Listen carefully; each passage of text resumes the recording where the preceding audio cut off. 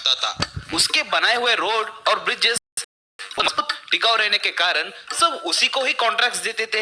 एक बार बोनी के बेटे अक्षय का जन्मदिन पर बोनी अपने बेटे को रिमोट कंट्रोल व्हीकल्स गिफ्ट किया।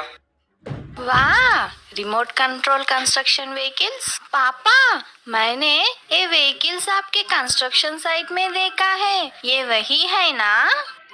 हाँ बेटा, मैं वहाँ इंजीनियर हूँ और हमारे घर में तुम एक छोटे से इंजीनियर हो। और तब से अक्षय हरदम वो रिमोट कंट्रोल व्हीकल से ही खेलता रहता था। एक बार अक्षय की माँ, बेटा अक्षय, और कितनी देर उन खिलौनों से खेलोगे? पहले खाना तो खाओ, कहकर बहुत पुकारने पर भी अक्षय वो रिमोट कंट्रोल कंस्ट्रक्शन व्हीकल से ही खेलते रहता था। अगर घर में कोई कचरा गिरे तो अक्षय वो रिमोट कंट्रोल जेसीबी से ही साफ करता। उसके स्कूल बुक्स को वो अपने रिमोट कंट्रोल ट्रक की मदद से कबोर्ड में रखता था। अक्षय का वो रिमोट कंट्रोल व्हीकल्स को उपयोग करने का तरीका देखकर उसके माता पिता बहुत थे। वही गांव में बोनी के दुश्मन भी बहुत थे। उनमें से नवीन नाम का कॉन्ट्रैक्टर बोनी का बहुत बड़ा शत्रु था।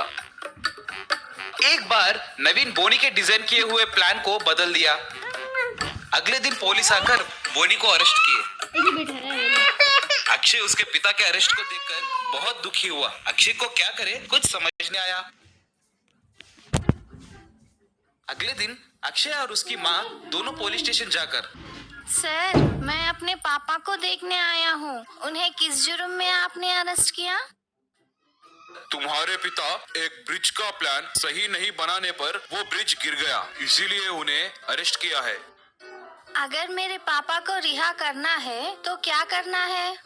अगर वो ब्रिज फिर से बनाया तो तुम्हारे पिताजी को रिहा करेंगे।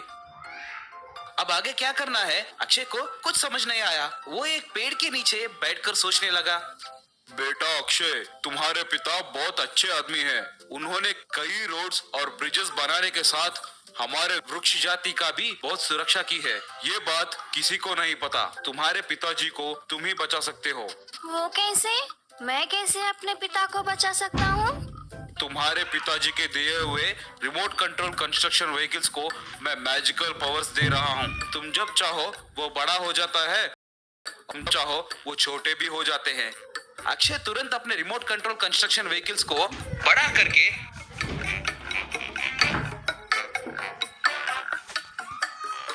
उसके मदद से वो ब्रिज को फिर से बनाया।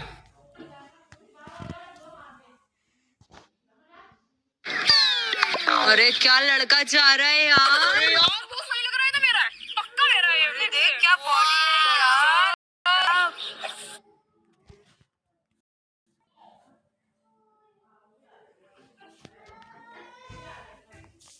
हे वृक्षराज, आपकी सहायता के लिए बहुत शुक्रिया। आपकी सहायता को मैं जिंदगी भर नहीं भूलूंगा। कल ही मेरे पापा रिहा हो रहे हैं। अक्षय, तुम्हें मेरी एक सहायता करनी होगी। कल नवीन नाम का एक मूर्ख इसी तरफ रोड बनाने वाला है और पूरे पेड़ को काटने वाला है। उसको सबक सिखाना होगा। वो आप मुझ पर छोड़ दीजिए।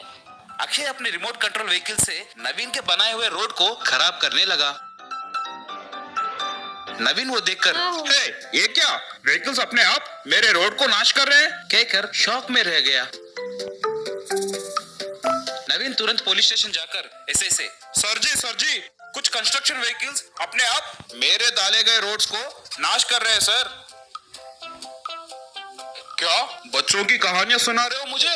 ऐसे कहीं हो सकता है क्या? तुम्हारी वजह से गवर्नमेंट प्रॉपर्टी का नाश हुआ है, इसका तुम ही जिम्मेदार हो। इस वजह से हम तुम्हें अरेस्ट कर रहे हैं, कहकर उसे जेल में डाला। Magical cashew nut tree. एक गांव में भूषण कहकर एक मिठाई वाला रहता था। उनके पास एक छोटा सा घर और 1 एकड़ का काजू का खेत के अलावा और कुछ नहीं था। जो भी उसके साथ था उसके साथ खुशी से जिंदगी गुजारने लगा। उसी गांव में गोविंद कहकर एक व्यापारी रहता था। वो बहुत लालची था। वो लोगों को पैसे उधार देता था और वापस में गलत गणित दिखाकर ज्यादा पैसा वसूली करता था। एक बार भूषण के बेटा सिद्धार्थ उनके काजू के खेत में काजू के पेड़ के ऊपर चढ़कर खेल रहा था तो अचानक से उनका पैर फिसलकर पेड़ से नीचे गिर गया था। मुझे लग गया। कहकर चिल्लाने लगा। तुरंत भूषण भागते हुए आकर उसे हॉस्पिटल में भर्ती किया। तब डॉक्टर उनका जांच करके, देखो भूषण जी, आपका बेटा का पैर टूट गया है, हमें तुरंत इसका ऑपरेशन करवाना है, आप जाके पैसों का इंतजाम कीजिए। डॉक्टर साहब, ऑपरेशन के लिए कितना खर्चा होगा? ऑपरेशन के लिए कम से कम 3 लाख खर्चा होगा। डॉक्टर साहब, आप ऑपरेशन की इंतजाम कीजिए, मैं जाके पैसे लेके आता हूँ, कहकर घर गया। घर में अलमारी खोलकर उनके पास जो पैसा था वो सब गिनने लगा। गिनने के बाद भूषण, अरे ये तो काफी नहीं होंगे, हमारे पास तो बहुत कम है, आपके अब हमको पैसे कौन देता है, कहकर सोचने लगा था। तुरंत भूषण गोविंद के पास गया और गोविंद से, गोविंद साहब, मुझे 3 लाख की जरूरी है, मेरे बेटे का ऑपरेशन करवाना है, अगर आप देंगे तो मैं आपको बहुत जल्द ब्याज के साथ वापस देता हूँ। ऐसा क्या? अरे दे, मैं देता हूँ, रुको, कहकर उनको तुरंत 3 लाख रुपए दिया। बहुत धन्यवाद गोविंद जी, ठीक समय पर आपने मेरा बहुत सहायता किया है, मैं आपका पैसा 3 महीने में चुकाऊंगा, कहकर उधर से चला गया। तुरंत भूषण जाकर उन पैसों को हॉस्पिटल में दे दिया। तब उनका बेटा सिद्धार्थ का ऑपरेशन हुआ। बाद में सिद्धार्थ ठीक हो गया। एक बार गोविंद भूषण के घर आया। गोविंद जी, बाहर आइए, कहकर पुकारा। तब उनका बेटा, डैडी घर में नहीं है अंकल, आपको क्या चाहिए बताइए। तुम्हारे पिताजी ने मेरे पास 3 लाख उधार लिया है, 3 महीने में चुकाऊंगा कहकर लिया। 3 महीने हो गए हैं, अब तक 1 रुपए भी नहीं चुकाया। पैसा चुकाया तो ठीक है, नहीं तो मैं तुम्हारे घर और खेत को फौजदारी करूंगा। तब सिद्धार्थ को पूरा बात समझ में आया। उनका ऑपरेशन के लिए वो पैसा खर्चा हुआ कहकर उनको समझ में आया। तब सिद्धार्थ उनसे, ठीक है अंकल, मैं बोलता हूँ, आप जाइए, कहकर उनको उधर से भेज दिया। बस यहाँ रोक दो भैया। हाँ जी। दादा कितना हुआ? 79 हो गए। आगे बढ़ा, आगे। जल्दी करो, नो पार्किंग है। हाँ बासु जल्दी कर, लास्ट ओवर है। जल्दी करो, जल्दी। जल्दबाजी में भी